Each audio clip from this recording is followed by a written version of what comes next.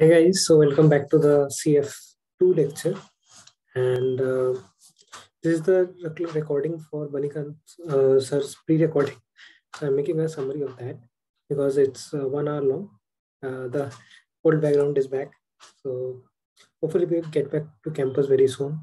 I understand that people might not be feeling in the mood to study, but anyways, we have to. So I'll just summarize what his pre-recording video was because he'll be covering a major part of the course. After this, I'll be recording videos on thorough search portion, which will come in for the quiz day after tomorrow. So 13th we have a quiz, and thorough search portion will be in the quiz and the midterm. And whatever Banikant sir is covering, some of it will be in the midterm, and then all of it will be in the end term. So let me quickly get started and cover. So in the pre-recorded video, basically what he was saying is he did not like, it's not a very concept heavy thing. It's basically whatever he is going to teach that he was sharing. I'll share my screen. So you can see that this is CF2. In CF1, we learned we learned that there's a risk and return, and there's a risk premium, and then we talked about the CAPM model, etc. So these were all what he was covering in CF1. This was mostly regarding the long-term like risk and return of how to value a share and those things. Whereas in CF2, we'll be covering short-term financial management. For CF2, what I've done is basically summarized what his sessions will look like.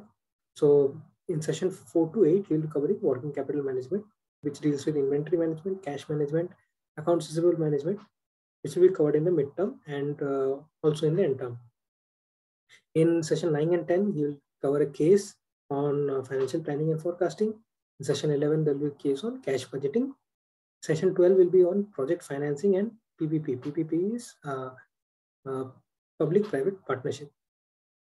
So that and 13th lecture will be on raising long-term finance through equity shares, through rarity issues, and stuff like that. All these sessions will be 60 minutes, and he will not send any pre-recorded videos. The only pre-recorded video was for this one, which was regarding the entire course. Okay.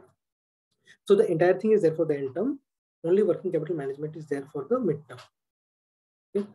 Now let's get started with working capital management and what he's going to cover. So if you remember the balance sheet format that we did in the first term, there's equity and reserves, then long-term liability, current liability on the liabilities and equity side. And on the asset side, there's non-current asset and current assets. So this is a very condensed form of the balance sheet where there's only non-current and current. And instead of long-term, you can also write non-current liabilities. Okay, so this current liability and current asset. So if you condense this on one side, you get current asset minus current liabilities working capital. You might like this was covered in the first term. So you might be remembering this, that working capital is equal to current asset minus current liability. And if you take the fixed asset minus long-term liability, you get the net fixed assets. So these are the main components where you get your money from equity and debt, and you use that to buy either fixed asset or working capital. Okay. So what he was saying that whatever the changes in there in the equity, so you like issue shares or equity finance yourself, or you finance yourself through debt. Whatever you raise money, this entire left side is called financing decision. So where you'll get the money from is basically financing decisions. Now, this money is used to either purchase for fixed asset, which is a long-term decision. So making a plant and machinery or making a building or something. So if you remember in previous CF classes, we've discussed, okay, whether there's an NPV or IRR of a project, and then whether you should purchase a building or you should construct a building or not. Those things. So that's what was covered in the earlier terms. In this term, we'll be covering short-term decisions making, which is regarding the working capital. Okay. So that's the focus of this term. Now, regarding working capital, it's, as I mentioned above, it's current asset minus current liability. Now, what are the components of current asset? Major components are cash, bank, inventory, accounts receivables. There might be more, but these are the main 4 components of current assets. Now, current liability, there's account payable, which is the most important component. And then there could be short-term loans, liabilities, tax payable, wages payable. These things will be there, but most important thing would be account payable, right? Now, it's very important for any company to manage the working capital. So you must remember this from operations management as well, where we were talking about how working capital management is an important part of like managing your operations, and too much working capital will put a pressure on your entire financials. So if you have too much cash, then like if you keep too much cash with you, physical cash, then you're not earning interest on that. Also carrying a risk that it might get stolen or something. If you keep too little cash, then it will be inconvenient for the business that you have to go and get cash multiple times, or you have to incur transaction fees every time you withdraw cash. In case of inventory management, there are inventory. If you remember, inventory comprises of 3 things. First is finished good,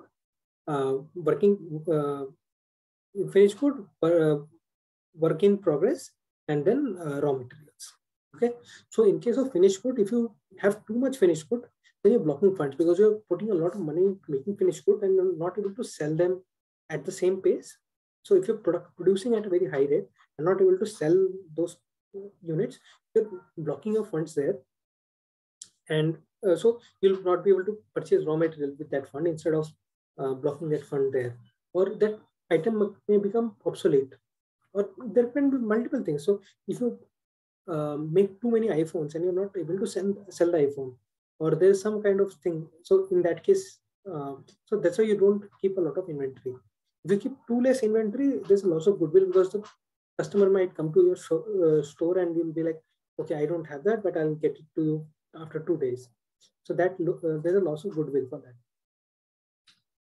Regarding inventory management of raw materials, connect this with your operation management. I know operation management, a lot of things were not taught properly, but so in operation management, if you remember, there's something called a EOQ, which is economic order quantity. So it's how much you need to order. You should remember that there was something called 2 into A C by. So if you remember the EOQ model, that those things will come in handy here. So EOQ model, just in time, etc. Connect that with operations management. These things will come again in inventory management. Okay. And now account receivable is how much credit you give to your customer. So basically accounts receivable and accounts payable is accounts receivable means how much credit you give to your customer, and accounts payable is how much credit you get from your supplier, right? So generally what happens in case of working capital management, so if here I was talking about working capital management, he has mentioned only inventory, cash, and accounts receivable. So if you see the components of working capital, these cash, bank, inventory, these things can be managed easily because these are in your hand. Account receivable, account payable can still be managed because it's like the credit periods can be varied by you. So accounts receivable can be managed. Accounts payable can't really be managed because it depends on your supplier. So how much credit limit the supplier will give, how many days credit they will give. So that depends on the supplier. So you really can't manage accounts payable. So that's why in case of working capital management, majority side will be regarding current asset management. So that's why cash management, inventory management, and accounts receivable management. Again, cash management you can link with what UT Rao sir was talking about, and that will come later. So when it teaches cash budgeting, you'll get a link of what UT Rao sir was saying, that okay, cash is very important, and if there's no cash, then what impact it will have on the business, and how many days cash the company has left. So when you read that, you get to link it with that. Okay. Now the second topic that he will be covering is financial planning and forecasting. So he said that sales forecasting will be taught in your sales class. So what like in the multivariate data analysis, we are learning about linear regression model and how we are forecasting sales.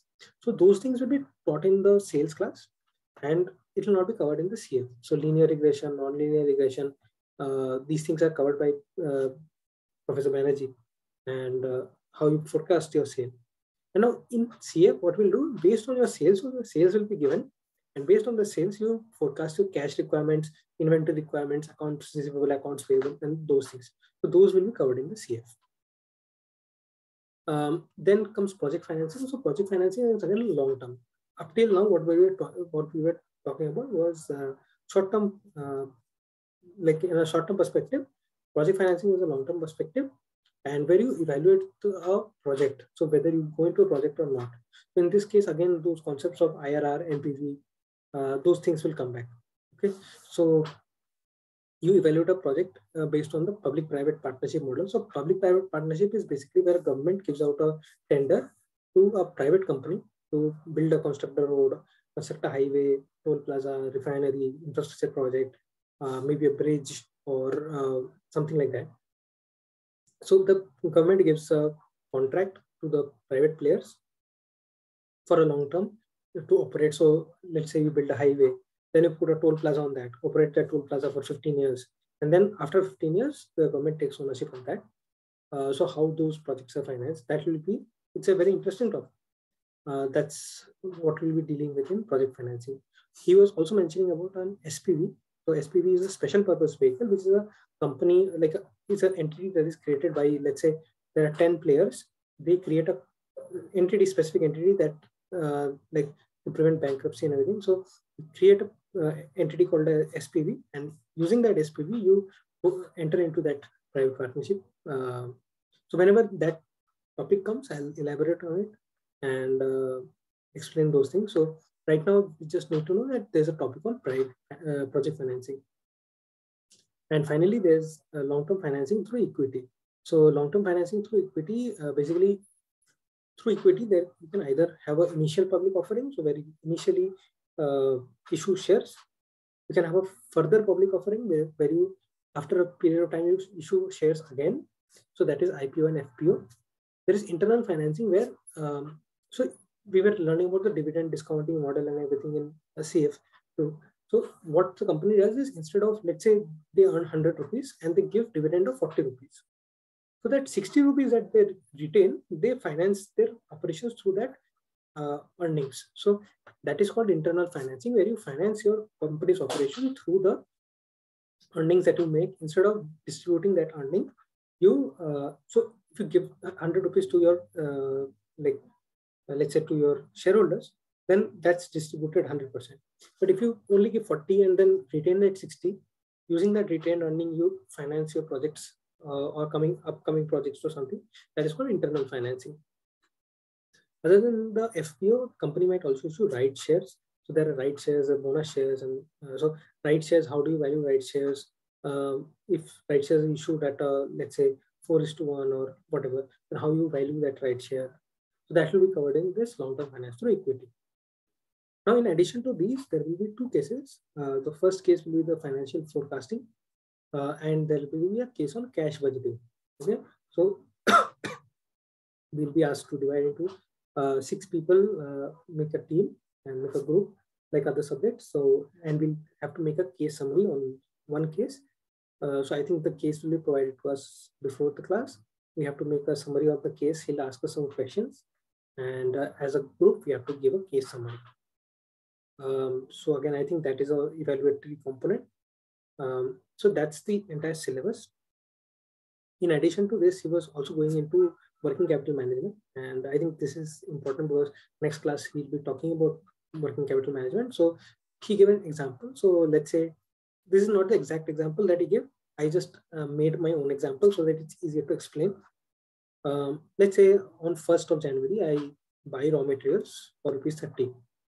And the supplier that I buy from, he says that, okay, you pay me after 25 days. So I have to pay him on the 26th. So this is accounts payable because it's my supplier giving me credit of 25 days. So it's accounts payable. Now on the 3rd, I get I sell that product for 40 rupees. So obviously I have a, I'll sell it at a premium. So I bought it for 30, I'll sell it for 40. And I tell my buyer that, okay, you pay me after 20 days. I have a credit limit of 25 days. So you pay me after 20 days. And then whatever money you give me, with that money, I'll buy the next product. And then that's how my business cycle goes. Nobody deals in real life, nobody deals in cash. So you always, like, if supplier gives you credit, you pass on the credit to your customers, and then that's how everything goes. So this credit that you give to your customer is called the accounts receivable. So let's say I give 20 days credit. So 3rd to 20 days, 23rd, right? Now, this is called accounts receivable because I will receive money from my customer. Yeah. So let's say the customer says that, okay, I'm not able to pay right now. I need 5 more days of credit. So instead of 23rd, I give 5 days more, and I say, okay, give me the money on the 28th. Now I'll have to pay my supplier. I have to pay my supplier on the 26th. I can't go and tell him that, okay, my customer is not paying me, so extend my credit or something. That's not done. So what I can do is I take a 2-day short-term loan, or if I have an overdraft facility, I take a 2-day overdraft facility, and then this one, for 2 days, I take money from the bank, I pay my supplier, and when I get my money from my customer, I repay the bank. So this accounts receivable is your current asset, short-term loan overdraft and account payable is your current liability. So this is how you basically manage your working capital to make sure that your business is running. So this is a very like intricate part of the business where, see, long-term decisions are easy to make in the sense that you have to think of a long-term period. Everyday nuanced things does not happen. So let's say on 3rd January, this might be a new news that, okay, Omicron has hit. That's why my customer is not able to pay. So this is a very day-to-day kind of a transaction that you have to manage. So it's a very intricate and more nuanced. So you have to think carefully of what to manage, how to manage, and how to manage those things. And basically, the entire course on working capital management is managing your short-term financials. He also said that don't be too much dependent on the statistics and models and everything, because that may lead to you to make wrong predictions or wrong assumptions. So it's better not to be too much dependent on stats and models. He also asked 2 questions that I think he might ask in the class. So think about these things. I'm not giving the answer right now because let's not make the video too long. So is there a link between the balance sheet and income statement? So he asked this question in the, maybe he'll ask it in the class tomorrow. So remember, Taral sir also mentioned this in class regarding, we can link it to ratios and which item of the balance sheet links to which item of the income statement. So picture the balance sheet. I would suggest that once you watch this video, open the format of the balance sheet and income statement and just try and link, okay, fixed asset, what can be linked? So depreciation can be linked to the income statement. Let's say interest can be linked to which, so debt has interest, that interest goes in my like expenses. So try and open the balance sheet and income statement and kind of mentally figure out a map of how to link the items. Second question he asked that if a company wants to access that last year where my money came and where my money went, how can the company do that? Can they do it through your balance sheet? Can they do it through your income statement? Can they do it through your cash flow? So think about that as well. I think these are the 2 questions that he asked in the class. So I would suggest go through the balance sheet and format. So I'll share the, I think, balance sheet screen share. Okay. So if you can see, so this is the balance sheet format, equity, liability, shareholders fund.